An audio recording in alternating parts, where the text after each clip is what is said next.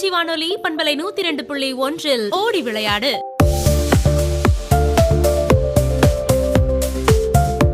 இன்னைக்கு நம்ம ஒரு சில விஷயங்களை ரொம்ப எளிதா செலவு பண்றோம். காலத்தை, வயச, ஏன் மனநிலைய கூட. ஆனா இந்த உலகத்துல ஒரு சிலர் இருக்காங்க. அவங்க வயது ஒரு தடையே இல்லைன்றத நிரூபிக்கிறாங்க. அவங்க தான் மாஸ்டர் அத்லெட். சரி, மாஸ்டர் அத்லெட்ஸ்னா யாருன்னு உங்களுக்கு ஒரு சந்தேகம் வரலாம். இவங்க 30 வயசுக்கு மேல இருக்கக்கூடிய விளையாட்டு வீரர்கள். உலகெல்லாம் 40, 50, 60, ஏன் 70, 80 வயசுல கூட விளையாண்டுட்டே இருக்காங்க. வயது ஒரு தடையே இல்லைன்றத நிரூபிக்கிறாங்க. வயது கூடும்போது உடல் மெதுவா மாறுது. ஆனா தொடர்ந்து பயிற்சி எடுக்கும் போது உடல் தசைகள் எல்லாமே இயல்பா இருக்கும். இதை என்னால செய்ய முடியாது, அதை என்னால செய்ய முடியாது அப்படின்ற வார்த்தையை உடைக்கக்கூடிய மனநிலை இவங்களுக்கு அதிகமா இருக்கும். இவங்க போட்டியா கலக்குறாங்க. ஒலிம்பிக் மாதிரியான world master games, senior Olympics மாதிரியான எல்லா போட்டிகள்லயும் கலந்துகிட்டு கலக்குறாங்க. இன்னைக்கு நம்ம ஓடி விளையாடும் நிகழ்ச்சியில் மூத்தோர் தடகள வீரர் TR சசிவாரியர் அவர்கள் அவரோட அனுபவங்களை பகிர்ந்துக்க வராங்க. வாங்க கேட்கலாம். வணக்கம் நேயர்களே, இன்னைக்கு நம்மளுடைய ஓடி விளையாடு நிகழ்ச்சியில நம்மோடு TR சசிவாரியர் மூத்தோர் தடகள போட்டிகளில் பங்கேற்று இருக்காங்க. 100 metre, long jump, triple jump இந்த மாதிரி ஈவெண்ட்ஸ்ல கலந்துக்கிறாங்க. வாங்க அவர்கிட்ட பேசலாம். வணக்கம் சார். வணக்கம் ஜீவன் சார். முதல்ல உங்கள்கிட்ட ஒரு நன்றியை தெரிவிச்சுக்கிறேன். ஏன்னா நீங்க என்ன கூப்பிட்டீங்க இது பேசுறதுக்காக. மட்டும் இல்ல, இந்த கேட்கறவங்களுக்கும் என்னோட ஒரு நன்றியை தெரிவிச்சுக்கிறேன். இது மட்டும் இல்ல, என்னோட கோச் அண்ணாவிக்கு ஒரு நன்றியை தெரிவிச்சுக்கிறேன். இந்த மூத்தோர் தடகள போட்டிகள் நிறைய பேருக்கு தெரிஞ்சிருக்கும், இன்னும் நிறைய பேருக்கு தெரியாமலும் இருக்கு. இதை பத்தி ஒரு சின்ன அறிமுகம். மூத்தோர் தடகள போட்டி பற்றி நான் தெரிஞ்சுக்கிட்டதே ஒரு 10-12 வருஷம் முன்னாடி. இது அதிகமாக அட்வர்டைஸ் பண்ணாத ஒரு ஈவெண்ட்டு. அதிகமாக அந்தந்த டிஸ்ட்ரிக்டில் ஒரு டிஸ்ட்ரிக்ட் அசோசியேஷன் ஒன்று இருக்கும். அந்த அசோசியேஷன் தான் இதை ப்ரமோட் பண்ணுது. நான் 4 பேர்கிட்ட சொல்லும்போது அந்த 4 பேருக்கு தெரியுது. அப்படி தான் இது தெரிய வருதே தவிர மற்றபடி ஒரு அட்வர்டைஸிங் மூலமாகவோ ஒன்றும் இது தெரியறதுக்கு ஒரு வாய்ப்பு இல்லை. நாங்கள் என்ன பண்ணுறோன்னா, நாங்கள் நிறைய பேருக்கு, எங்களுக்கு தெரிஞ்சவங்களுக்கு நிறைய பேர்கிட்ட நாங்கள் சொல்கிறோம். அவங்க ஸ்போர்ட்ஸில் இருந்தாங்களோ இல்லையோ அவங்கள்ட்ட நாங்கள் இதை சொல்லி அவங்கள்ட்ட புரிய வச்சு அவங்கள இதுக்குள்ள வர வைக்கிறது இது ஒரு வழக்கமா இருக்கு. ஓகே சார், நீங்க உங்களுடைய பள்ளி கல்லூரி நாட்கள்ல எப்படி இருந்தீங்க? ஸ்போர்ட்ஸ்ல இருந்தீங்களா? இதுக்குள்ள எப்படி வந்தீங்க மூத்தோர் தடகள போட்டிகளுக்குள்ள? நான் ஒரு 7வது படிக்கும் போதுல இருந்து எனக்கு ஸ்போர்ட்ஸ்ல ரொம்ப ஆர்வம். பர்டிகுலர்லி அத்லெட்டிக்ஸ்ல ரொம்ப ஆர்வம். என்னோட ஸ்கூல்ல இந்த 100 மீட்டர்ஸ் ஓடுறவங்களை பார்த்து அதுல ஒரு ஆசை ஒரு 100 மீட்டர் ரன்னர் ஆகணுன்றது தான் என்னோட பெரிய ஆசையா முதல்ல இருந்தது.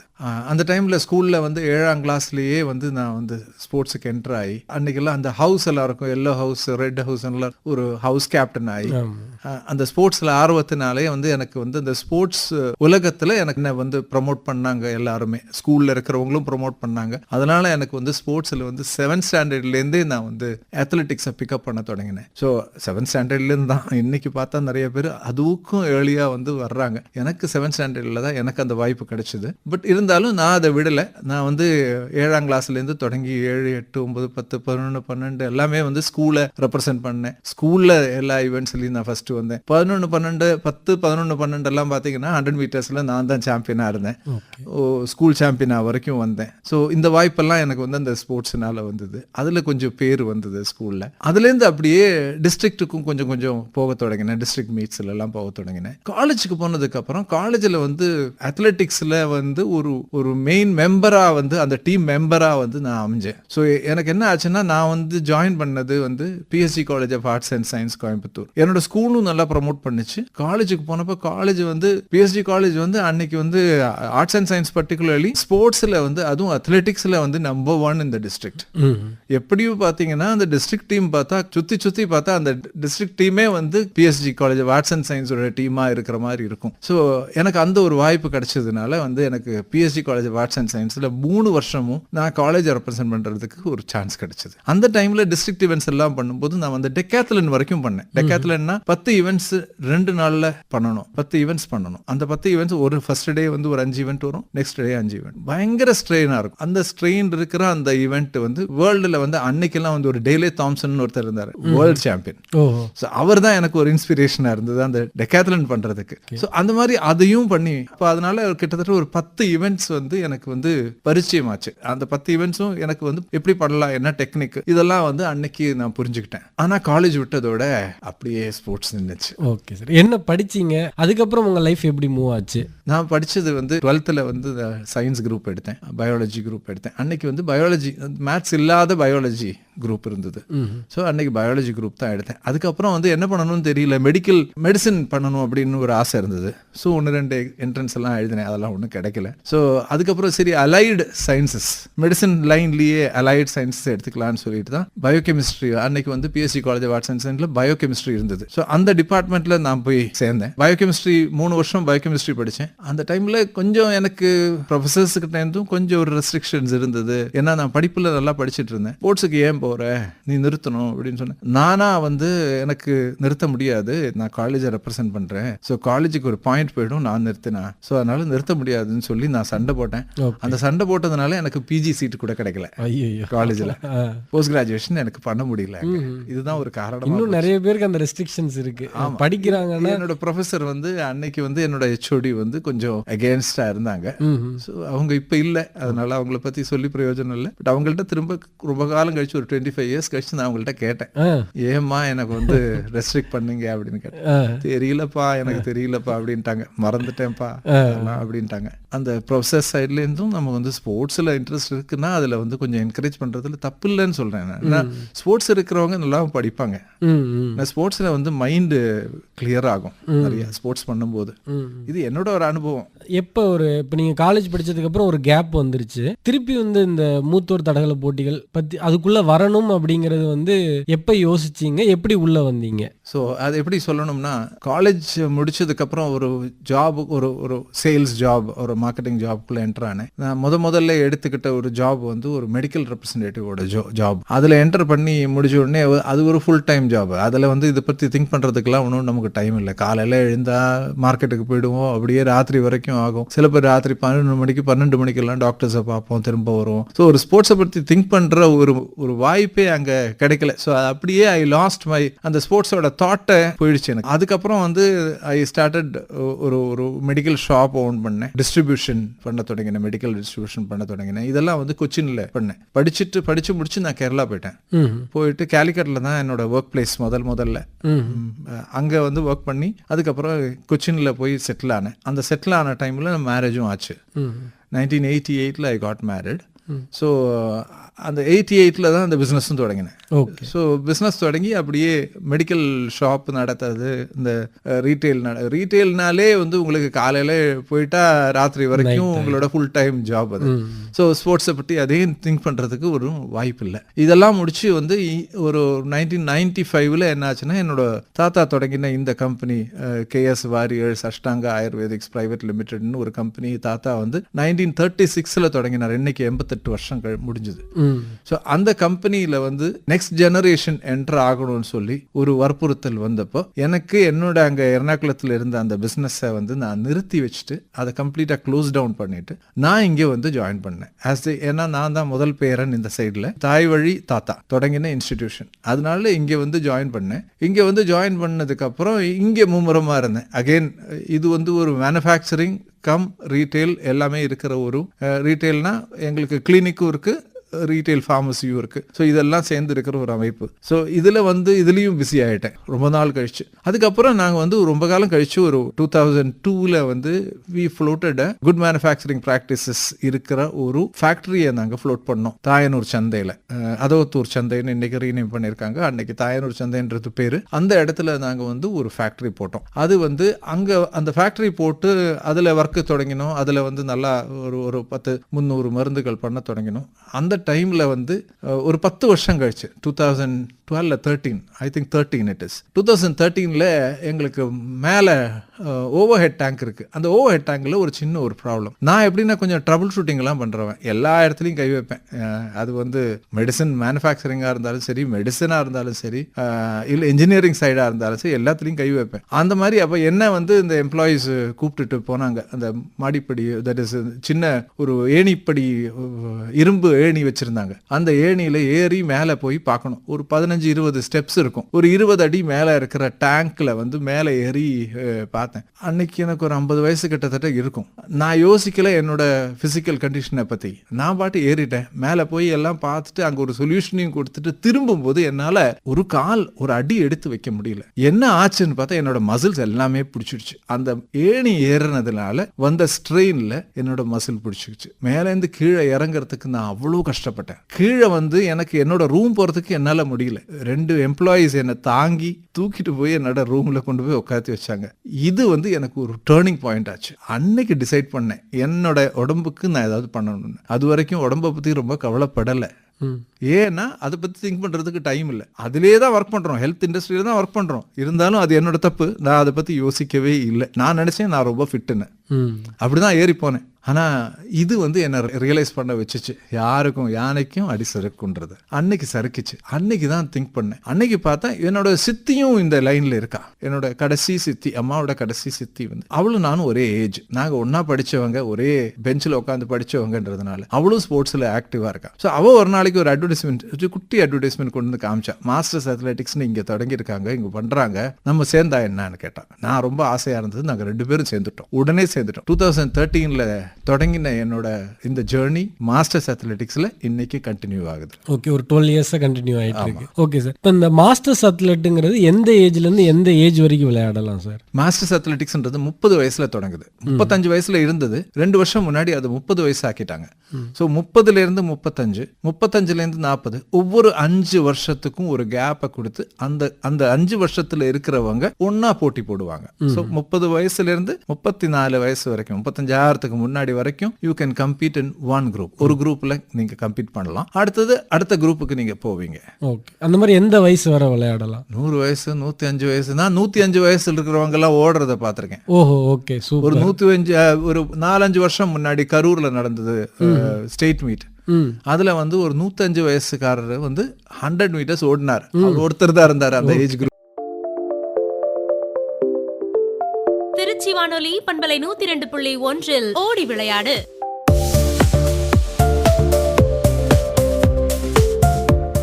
நமக்கு ஏஜ் ஆக இந்த உடம்பு ஒத்துழைக்கிறதும் ரொம்ப ரொம்ப முக்கியம். நிறைய பேர் என்ன பயப்படுறாங்கன்னா, இன்ஜுரிஸ் எதுவும் வருமோன்னு பயப்படுறாங்க. அது எப்படி சார் அவங்க ஹேண்டில் பண்ண? நான் என்ன பாக்குறேன் சார், என்னோட உடம்பு ஒரு அருமையான ஒரு கருவி சார், ஒரு எந்திரம், ஒரு என்னன்னு சொல்ற, ஒரு ஆச்சரியப்படக்கூடிய மாதிரி இருக்கிற ஒரு எந்திரம். இந்த எந்திரம் இட்ஸ் மிரக்கிள், ஒரு மிரக்கிள் மாதிரி நமக்கு இது ஒரு கோவில் கூட. இதை நம்ம சுத்தமா வச்சு நம்ம பண்றது நம்மளோட ரெஸ்பான்சிபிலிட்டி. என்ன கேட்டா, நீங்க ஒரு கையை நீங்க தூக்குறீங்க, ரொம்ப ஒரு லைட்டான ஒரு விஷயம், ஒரு சாதாரணமான ஒரு விஷயம். Everybody does that. ஒரு கையை தூக்குறது. இந்த கையை தூக்கும்போது நம்ம யோசிக்கிறதுண்டா, அந்த கையை தூக்கும் போது எத்தனை மசில்ஸ், எத்தனை டெண்டான்ஸ், எத்தனை லிகமெண்ட்ஸ் இதுல ஆக்டிவ் ஆகுதுன்றது, எவ்வளவு பிளட் அதுல ஃப்ளோ ஆகுதுன்றது, எவ்வளவு அருமையான ஒரு என்ஜினியரிங் சார். அது அந்த ஒரு மார்வலை நம்ம காப்பாற்ற வேண்டியது நம்மளோட பொறுப்பு இல்லையா? அப்போ நம்ம அதை காப்பாற்றணும்னா நம்ம என்ன பண்ணணும்? ஒரு சின்ன உதவியாவது நம்ம அந்த உடம்புக்கு நம்ம பண்ணணும். சும்மா அப்படியே இருந்தோம்னா அந்த உடம்பு.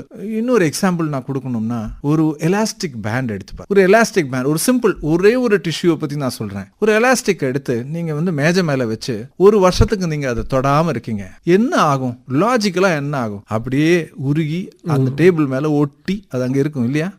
இதே நீங்க டெய்லி எடுத்து ஒரு வாட்டி பிரிச்சு திரும்ப வைங்க, எக்ஸ்டெண்ட் பண்ணி திரும்ப வைங்க, எக்ஸ்டெண்ட் பண்ணி திரும்ப வைங்க. டெய்லி கூட வேண்டாம், 4 நாளுக்கு ஒரு நாளைக்கு எக்ஸ்டெண்ட் பண்ணி திரும்ப வைங்க. 1 வருஷம் இல்ல, 2 வருஷம் அதே ரப்பர் பேண்ட் இருக்கும். சிலப்ப கொஞ்ச நாள் கழிச்சு உடஞ்சு போகுமே தவிர உருகி போகாது. இதே தான் சார் நம்ம மசிலுக்கும் ஆக்குது. நம்ம மசில ஒண்ணுமே பண்ணாம இருந்தோம்னா அந்த மசில் கொஞ்ச நாள் கழிச்சு சுருங்கி சுருங்கி சுருங்கி ஒன்னும் இல்லாம ஆக்டிவா இல்லாம ஆயிடும். நான் பாக்குற பல இதுலயும் 60 வயசுக்கு மேல மக்களுக்கு வர்ற எல்லாத்தோட பெரிய விஷயம் நடக்க முடியாதது. காலோட மசில்ஸ் குறைஞ்சு குறைஞ்சு குறைஞ்சு அவங்களால நடக்க முடியாம வரும்போது என்ன ஆகுதுன்னா, அவங்களே தானாவே இன்ஸ்பிரேஷன் போய் அவங்க ஒன்றும் பண்ணாம வீட்டிலேயே இருந்துடுறாங்க. அப்படி என்ன ஆகுது, ஒவ்வொரு உடம்புல இருக்கிற ஒவ்வொரு உபாதைகளா மாறி மாறி வர்றதுக்கு அவங்களுக்கு சான்ஸ் கிடைக்கும். உடம்புனா அதுக்கு நான் ரப்பர் பேண்டுக்கு கொடுக்குற மாதிரி ஒரு எக்ஸசைஸ் டெய்லி கொடுத்தாகணும்.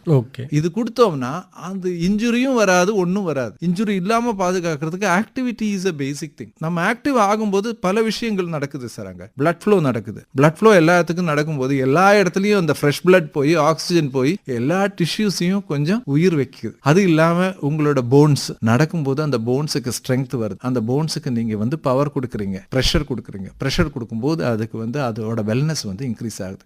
ஆக்டிவ் ஆகிற மசில்ஸ் எல்லாமே வந்து ஆக்டிவ் ஆகுது. மசில்ஸ் ஆக்டிவ் ஆகும்போது அது கூடவே ஆர்கான்ஸ், உள்ள இருக்கிற ஆர்கான்ஸ் எல்லாத்தையுமே ஆக்டிவ் பண்ணிக்குது. ஏன்னா மெட்டபாலிசம் இன்க்ரீஸ் ஆகுது. மெட்டபாலிசம் இன்க்ரீஸ் ஆனா என்டையர் பாடிக்கும் உடம்புக்கு நல்லது அது. ஸோ ஒரு பேசிக் திங் எல்லாருக்குமே செய்ய வேண்டிய ஒரு விஷயம் என்னன்னா, ஒரு உடல் எக்ஸசைஸ் வந்து செய்யறது அவசியம் எல்லாருக்குமே. நான் மருந்து சாப்பிட்டுக்கிறேன் அப்படி அது மருந்துலயே வாழ்நாள் பூரா வாழ முடியாது சார். உணவே தானே மருந்து. மருந்து ஏன் வேணும்? மருந்து இல்லாம ஒரு வாழ்க்கையை நம்ம யோசிக்கலாம்ல. அந்த யோசிக்க, நான் மருந்து தயாரிக்கிறவன், நான் சொல்றேன் மருந்து இல்லாத ஒரு வாழ்க்கையை பத்தி நம்ம யோசிக்க வேண்டாமா? அது இல்லாம வாழறதுக்கு ஒரு வாய்ப்பு நமக்கு கிடைக்குதா?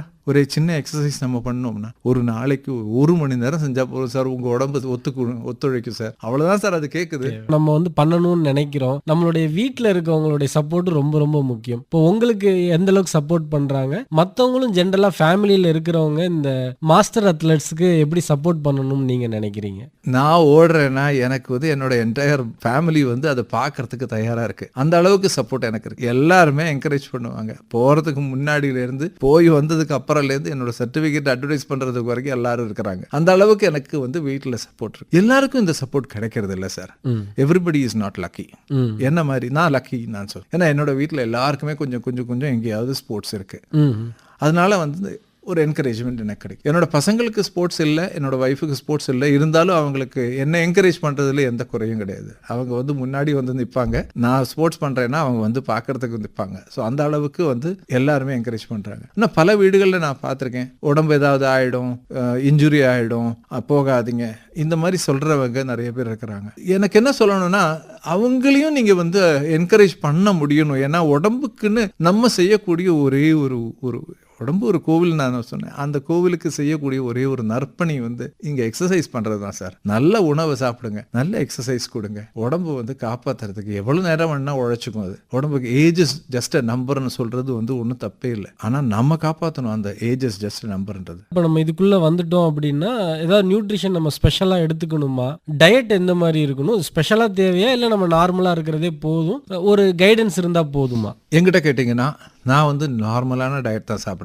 எந்த விதமான வித்தியாசமான டயட்டையும் நான் சாப்பிட்றது இல்லை. ரீசென்ட்லி என்னோட கோச் சொன்னாங்க, என்கிட்ட கொஞ்சம் ப்ரோட்டீன்ஸ் ஆட் பண்ணிக்கங்கன்னு சொன்னாங்க. ஏன்னா நமக்கு வந்து ஹெவியான ஒர்க் பண்ணும்போது நமக்கு வந்து ப்ரோட்டீன்ஸ் தேவை, கார்போஹைட்ரேட்டை விட ப்ரோட்டீன்ஸ் தேவை இந்த ஏஜுக்கு. அதனால கொஞ்சம் ப்ரோட்டீன்ஸ் ஆட் பண்ணிக்கங்கன்னு சொன்னாங்க. அதனால நான் வந்து ப்ரோட்டீன்ஸ் கொஞ்சம் ஆட் பண்ணிக்கிறேன். நான் வந்து ஒரு வெஜிடேரியன், பேசிக்கலி ஒரு வெஜிடேரியன். நான்வெஜ் வந்து சாப்பிடாம இல்லை, பட் பேசிக்கலி வெஜிடேரியன். ஸோ அதனால மோஸ்ட்லி வீட்டில் வெஜிடேரியன் டயட் தான் இருக்கும். வீட்டில் வந்து இந்த காய்கறிகள் இதெல்லாம் தான் இருக்கும். அரிசி கொஞ்சம் தான் சாப்பிடுவேன், ஆனால் காய்கறிகள் நிறைய சாப்பிடுவேன். ஃப்ரூட்ஸ் இருந்தால் நான் சாப்பிடுவேன், இல்லைன்னா யூஸ்வலி வாங்குறது இல்லை அவ்வளோவா. ஆனால் இதெல்லாம் வந்து நம்ம சாப்பிடலாம் நிறையா. நம்ம ரைஸை குறைச்சி மற்றதெல்லாம் கூட்டினாலே நம்மளோட டயட் வந்து கரெக்டாக இருக்கும். ஸோ டயட்டை வந்து ஒரு ஸ்பெஷல் டயட்டுக்கு போகணும்னு நான் சொல்லவே மாட்டேன். அதே மாதிரி சப்ளிமெண்ட்ஸுக்கு போகணும் தேவையில்லை. தேவை இருந்ததுன்னா பண்ணலாம். இப்போ உங்களுக்கு ஒரு மெடிக்கல் கண்டிஷன் இருந்தது, ஒரு கால்சியம் ட்ராப் இருந்தது பாடியில், அப்படின்னா கால்சியம் சப்ளிமெண்டேஷன் பண்ணணும். அப்படி இருக்கிறதுக்கெல்லாம் நம்ம வந்து பண்ணலாம். இல்லைன்னா வந்து உங்களோட நார்மல் டயட்டே உங்களுக்கு வந்து தேவையானது, போதுமானது. உங்களுடைய வயசு வந்து 61 அப்படின்னு சொன்னீங்க. இப்போ விரைவிலேயே 62 வரப்போகுது அப்படின்னீங்க. இந்த வயசுலயும் வந்து ஒரு ரொம்ப ஆக்டிவா ஸ்போர்ட்ஸ்ல இருக்கீங்க. நிறைய பேர் வந்து கல்யாணம் குழந்தைக்கு அப்புறமா வந்து கொஞ்சம் மந்தம் ஆயிடுறாங்க, கொஞ்சம் தயங்குறாங்க. அவங்கெல்லாம் ஏன் ஸ்போர்ட்ஸுக்கு வரணும்? வந்தா சார், நான் வந்து என்னோட பாடிக்கு கொடுக்குற மீ டைம்னு சொல்லக்கூடிய எனக்கு நானே கொடுக்கக்கூடிய ஒரு டைம் வந்து இந்த ஸ்போர்ட்ஸ் ஆக்டிவிட்டி. அப்படி நான் கொடுக்கும்போது எனக்கு என்ன ஆகுது, என்னோட உடல் நல்லா இருக்குது, என்னோட மனசும் நல்லா இருக்குது. என்னோட மனசு நல்லா ஆகும்போது எனக்கு ரெஸ்ட் ஆஃப் த டே வந்து எனக்கு நல்லா ஆயிடுது. நான் வந்து ஒரு ஸ்போர்ட்ஸ் ஆக்டிவிட்டியில காலையில ஒரு ஆக்டிவிட்டி பண்ணிட்டு நான் ஆஃபீஸுக்கு போறேன்னா நான் அவ்வளோ ஃப்ரெஷ்ஷாக ஃபீல் பண்றேன். இது வந்து சாதாரண ஒரு வார்த்தை கிடையாது. நீங்கெல்லாம் பண்ணி பார்த்தா தெரியும். நான் என்ன சொல்றேன்னா, எனக்கு சொல்ல வரேன்னா, எல்லாருமே ஒரு சின்ன ஒரு எக்ஸசைஸ் ஆகுது டெய்லி காலையில உங்களால பண்ண முடியற அளவுக்கு நீங்க பண்ணீங்கன்னா உங்க உடம்ப காப்பாற்றலாம், உங்க மனசை காப்பாற்றலாம், மற்றவங்களை உங்கள்ட்ட இருந்து காப்பாற்றலாம். ஏன்னா உங்களோட ஆட்டிடியூட், உங்களோட மூடு, இது எல்லாமே வந்து எக்ஸசைஸ்னால அதனால நீங்கள் வந்து சேஞ்ச் ஆகும். ஸோ அதனால பல விஷயங்கள் இருக்குதுல்ல. அதனால வந்து நல்ல உணவை சாப்பிடுங்க, நல்ல ஸ்போர்ட்ஸ் பண்ணுங்க, நல்லா வாழுங்க. வாழ்க்கையில் மருந்தை வச்சு நம்ம வாழலாம்னு நினைக்கவே கூடாது. மருந்து சொல்லி எப்போ வேணுமோ, எப்போ உங்களால் உங்களோட உடம்பை தாங்க முடியலையோ, சப்போர்ட் பண்ண முடியலையோ, அப்போதான் உங்களுக்கு வந்து ஒரு மருந்துன்னு ஒன்று உள்ள வரணும். இல்லைன்னா மருந்து should not be a support at all. சாப்பாடு தான் சப்போர்ட்டாக இருக்கணும். ஓகே சார், உங்களுடைய மற்ற ஹாபீஸ்னு பார்த்தா அப்படி ஒன்றும் பெருசாக இல்லை. பட் நான் பாடுறதுண்டு, அப்பப்போ குட்டி குட்டி சில தருணங்களில் பாடுறதுண்டு. Then I'm also a speaker. Public speaking கொஞ்சம் கற்றுக்கிட்டு இருக்கேன். நேயர்களுக்காக ஒரு சின்ன பாடல். பழைய ஒரு ஏசுதாஸோட நம்பர் ஒன்று ஞாபகம் வருது. எல்லாம் பழைய பாட்டு தான் எனக்கு தெரியும், புது பாட்டு ஒன்றும் தெரியாது. ஸோ அதிசய ராகம் ஆனந்த ராகம் அழகிய ராகம் அபூர்வ ராகம் அதிசய ராகம். Okay sir, super. நிறைய விஷயங்கள் எங்களோட பகிர்ந்துக்கிட்டீங்க. நிகழ்ச்சியில் பங்கேற்றதுக்காக மிக்க நன்றி. நன்றி சார். என்னோட எல்லாருக்குமே, இது கேட்குறவங்களுக்கும் என்னோட நன்றியை நான் தெரிவிச்சிருக்கேன். திரும்ப நான் தெரிவிச்சுக்கிறேன். இந்த வாய்ப்பு அளித்ததுக்கு உங்கள்கிட்ட, ஆல் இண்டியா ரேடியோக்கும் உங்களுக்கும் என்னோட நன்றியை நான் தெரிவிச்சுக்கிறேன். Thank you sir. தேங்க்யூ. இவங்கள போல நாமும் முயற்சி, மன உறுதி, ஆரோக்கியம் இது எல்லாத்தையும் கடைபிடிச்சோன்னு சொன்னா எந்த வயசுலயும் நம்மள நம்ம வளர்த்துக்கலாம், இல்ல செதுக்கிக்கலாம்.